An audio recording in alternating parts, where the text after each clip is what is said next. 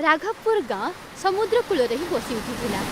गाँर पवन रे माटी समुद्र आउ गाई मैसीर सुगंध व्यापी उठी। प्रतिदिन सकाळे गाँ मझिरे बसंती आउ जीवन सरल हेबा मात्रे मध्य बहुत सुंदर लागुथिला। एटा सेही गाँ थिला जोठी धीरज गाँर सबुठु पढ़ा लेखा युवक थिला, जहा लोकमानंकर आशा बनि जाइथिला।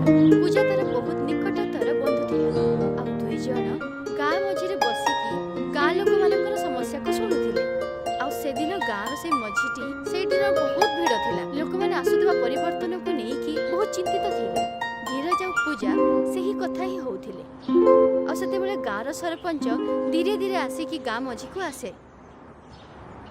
धीरज, सरकार को तरफ मो पाख गोटे बड़ प्रस्ताव आसी अच्छे। आमर गाँ समुद्र कूल ही अच्छे, बहुत सुंदर। सरकार एठी गोटे बहुत बड़ कॉलोनी बनवा चाहूँगी। तो पुणी आमे गाँ लोक माने कोठी रहिबु सरपंच आज्ञा? पूजार आवाज रे डर नथिला, किंतु तार गाँ लोकंक पई बहुत चिंता थिला। सरकार तुम समस्त गोटे कोठा घर ही बनइब, बस तुम मान को यही कागज रे हस्ताक्षर करने को पड़िब। सरपंच गोटे फाइल आगो को बढ़ाए। तुम्हें गाँव सबुठारु पढ़ी युवक अट, ए कागज को तुम ही पढ़। नहीं सरपंच, मु आपण को ऊपर पूरा ही विश्वास करे। बस एतिकी कहूछि कि जदि गाँव कहार भी घर भांगी जाए तो सरकार ताको नुआ घर ही दब। आ जहाँ भी किसी घर बनवार अच्छी आ जहाँ द्वारा गाँव लोक मानक रोजगार मिलू। धीरजर कथारे निरीहता थिला आउ विश्वास मध्य। बहुत बढ़िया। आ तुम समस्त गाँव लोक मानक जागृत कर आउ आम गाँव पछरे रहिबो नाही। आउ से विश्वास सहित धीरज गाँ को बाहर पड़े। पूजा मध्य ता सहित रहे। दुई जण घर घर को जाती आउ गाँ लोक माने मध्य धीरजर कथा मानिकी कागज रे निजर आंगुठी लगाउ थांती। आउ किछि घंटा परे धीरज एवं पूजा समस्त फाइल को नेकी सरपंचक पाखक पहुंचंती। दुई जणकर आखिरे आशा थिला कि गाँटी बहुत शीघ्र परिवर्तन रे पहुंचीबो।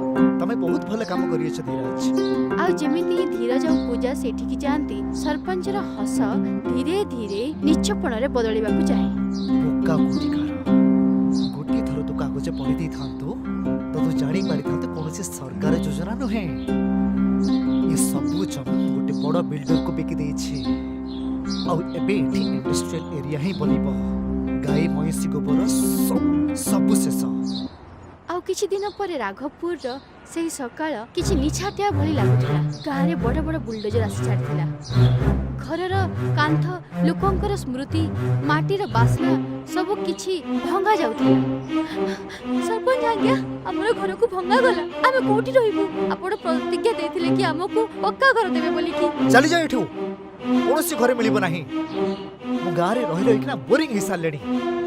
आउ एबे एठी इंडस्ट्रियल एरिया बनिबो। आउ तम घर होची मोर ही घर। हाँ, गोटे जिनिस नि जाई पारिबो, गाई आउ मईसी। आउ एठी काहर आवश्यकता ही नाही। पूजार आखि अश्रुरे भरी जाए। आउ धीरज से भांगी सारिथिला। गाँ वाला लोक माने मध्य ताकू ही दोष दउथिले। धीरज निजर भांगी जाइतिबा घर पाखरे ठिया हेइ थाए। तार स्वप्न भली घर मध्य भांगी की चूरमार हे जाइथिला। मो पई समस्त पर घर भांगी गला। सेतेबेले तार जेजेमा ता पाखको आसंती। बयसर अनुभव थिला आउ साहसर बहुत शिखा। साहस हार निपुआ। धीरज ता जेजेमा आड़कू देखि जेमिति से ही आशार गोटे भरोसा। एठू किछि दूर समुद्र भितरे गोटे टापू अछि। सेठी गोटे बुढ़ी स्त्री लोक अछि। से दिने मते कहिथिला कि गोबर बेकार हुए नाही। एटा समय आसी जाइछि कि सरपंच को एई कथा बुझेइबाकू पड़िबो। कोन जेजमा? सेही स्त्री लोक गोबर विषय रे बहुत किछि जाने। तार इरादा तुमको बहुत किछि सिखै पारिबो। आ अन्य दिन रे धीरज पूजा आ नौका नेकी ताकू आड़कू बाहरी पड़ा। समुद्रर गहिर शांत थाए, किंतु तीन जनक पवन चले ताकू एका थिला। किंतु पवन रे किछि अलग ही रहस्य थिला। सेठी तांकी कोठे पूरी स्त्री लोक मिले। धड़ा बाल, तेज आखि और चेहरा जेमिति अनुभव धीरज सबुतक कथन पूरी स्त्री लोक तार सब जानती। जोठी प्राचीन गोशास्त्र रखा जाइथिला, जोठी गोबर रो प्राकृतिक ऊर्जा आ औषधर प्रणाली मध्य दर्ज थिला। से कहंती कि गोबर केवल ईंधन नुहे, एमिति कि वैज्ञानिकर गोटे मूल। धीरज बायोगैस बनेबा शिखि जा।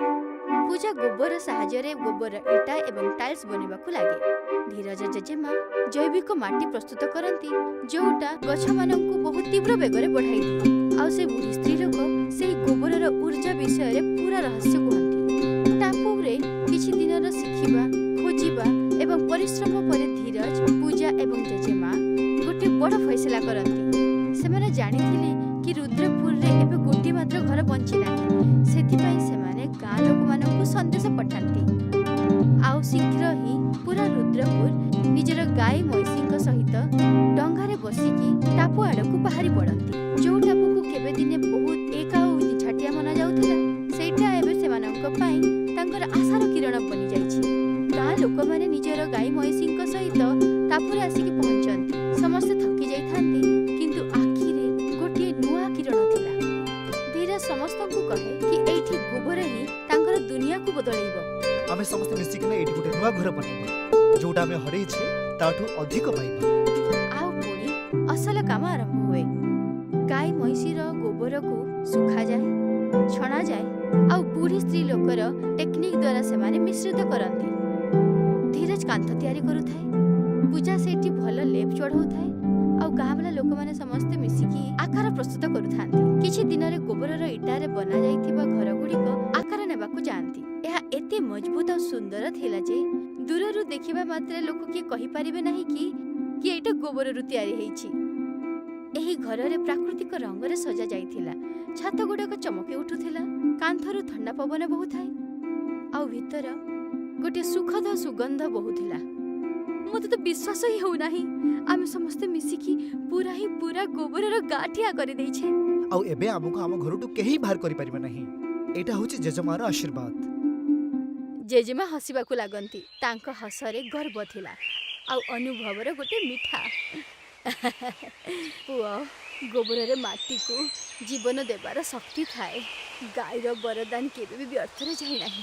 ଯାହାକୁ ଲୋକମାନେ ଅଳିଆ ଆବର୍ଜନା ଭାବନ୍ତି, ସେଇଟା ହିଁ ଅସଲରେ ପୃଥିବୀର ଖଣି ସମ୍ପତ୍ତି। ଆଉ ମନେ ରଖିବ, ଗୋବର ଘର ନୁହେଁ, ଭାଗ୍ୟକୁ ମଧ୍ୟ ବଦଳେଇ ଦେଇଥାଏ। ଧୀରଜ ଗୋବର ଯୋଗୁଁ ପ୍ରାକୃତିକ ବୀଜ ପ୍ରସ୍ତୁତ କରେ।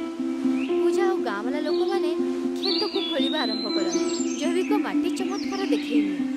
ସବୁଜ ଭରା ଗଛ ଗୁଡ଼ିକ ବହୁତ ତୀବ୍ର ବେଗରେ ବଢ଼ିବାକୁ ଚାଲନ୍ତି ଆଉ ଶୀଘ୍ର ହିଁ ସେହି ଟାପୁରେ ଗୋଟିଏ ଜୀବନ୍ତ, ଉଜ୍ଜ୍ୱଳ ଆଉ ଖୁସିହାଳି ଗାଁଟି ଠିଆ ହୋଇଯାଏ।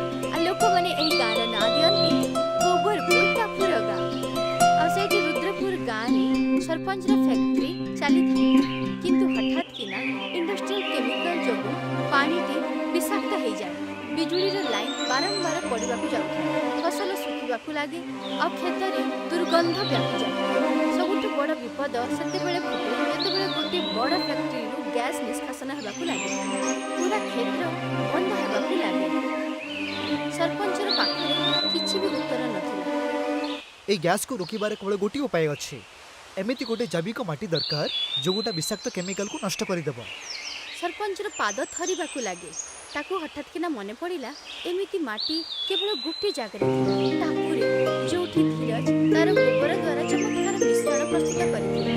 ବାଧ୍ୟ ଏବଂ ଲଜ୍ଜାଭରା ମୁହଁ ସହିତ ସରପଞ୍ଚ ଗୋବରପୁର ପହଞ୍ଚେ। ସେ ପ୍ରଥମ ଥର ପାଇଁ ଟାପୁକୁ ଆସିଥାଏ ଆଉ ପ୍ରଥମ ଥର ସେ ଅନୁଭବ କଲା କି ଯୋଉଟା ସେ ମଜା ଉଡ଼ଉଥିଲା, ସେଇଟା ହିଁ ଅସଲ ଶକ୍ତି ଥିଲା। ଗାଁ ବାଲା ଲୋକମାନେ ତାର ସ୍ୱାଗତ କଲେ।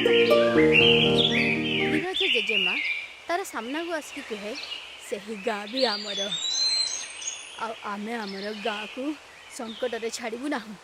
ଜେଜେମାଙ୍କର କଥା ଶୁଣିକି ସମସ୍ତ ଗାଁ ସାରା ଲୋକ ପ୍ରସ୍ତୁତ ହେଇଯାଆନ୍ତି। ସେମାନେ ଗୋବର ମାଟି, ଜୈବିକ ଲେପ୍ ଏବଂ ବାୟୋ ଏନର୍ଜି ତିଆରି କରନ୍ତି। ସମସ୍ତେ ଡଙ୍ଗାରେ ବସିକି ଫ୍ୟାକ୍ଟ୍ରି ଆଡ଼କୁ ବାହାରି ପଡ଼ନ୍ତି। ଲୋକମାନେ ମିଶିକି ଗ୍ୟାସ୍ ରିସାଉରେ ଜୈବିକ ମାଟି ଆଉ ଲେପର ପ୍ରୟୋଗ କରନ୍ତି। ଆଉ କିଛି ମିନିଟ୍ ମଧ୍ୟରେ ବିଷାକ୍ତ ଗ୍ୟାସ୍ର ଶକ୍ତି କମିବାକୁ ଲାଗେ। କ୍ଷେତ୍ରରେ ରିସାଉ ରହିଯାଏ ଆଉ ଶତ ଶତ ଲୋକଙ୍କର ଜୀବନ ବଞ୍ଚିଯାଏ। ସରପଞ୍ଚ ସେଇଠି ସମସ୍ତଙ୍କ ସାମ୍ନାରେ ଲଜ୍ଜିତ ହୋଇଯାଏ। ତୁମକୁ କ'ଣ ଲାଗୁଛି? ତୁମେ ତାକୁ ଆରେଷ୍ଟ କରିବି ନାହିଁ? ଆମକୁ ତୁମଠାରେ କିଛି ଅଭିଯୋଗ ନାହିଁ। ଯାହା ହୁଏ ଭଲ ପାଇଁ ହିଁ ହେଇଥାଏ। ଯଦି ତୁମେ ଆମକୁ ପ୍ରତାରଣା ନ ଦେଇଥାନ୍ତ ତ ଟାପୁ ଉପରେ ଆମର ଗୋବରପୁର ଗାଁଟା କେମିତି ବନିଥାନ୍ତା? ସରପଞ୍ଚ ମୁଣ୍ଡକୁ ନୁହେଁକି ଗାଁକୁ ଫେରେ। ସେ ଫ୍ୟାକ୍ଟ୍ରିକୁ ବନ୍ଦ କରିଦିଏ। से गाँ वाला लोकंकर समस्त कागज को फेरई किंतु किए भी मध्य रुद्रपुर को जीवाकू भाबु ही नथांती। गाँ वाला लोक मानकर नुआ घरटा पड़ीथिला गोबररू बनैथिबा आ मजबूत रे पत्थररू भी आगु एही जगह केवल गोटे गाँ नथिला यह ज्ञान परिश्रम और प्रकृतिर शक्तिर जीवित प्रमाण थिला। सरकार एठी रिसर्च सेंटर खोलନ୍ତି वैज्ञानिक गोबरपुर टेक्निक जानवाक आसନ୍ତି जो जिनिस को दुनिया वाला लोक मजाक बोली भाबुथिले सेटा एही लोक मानकर भाग्य ही बदली दैथिला।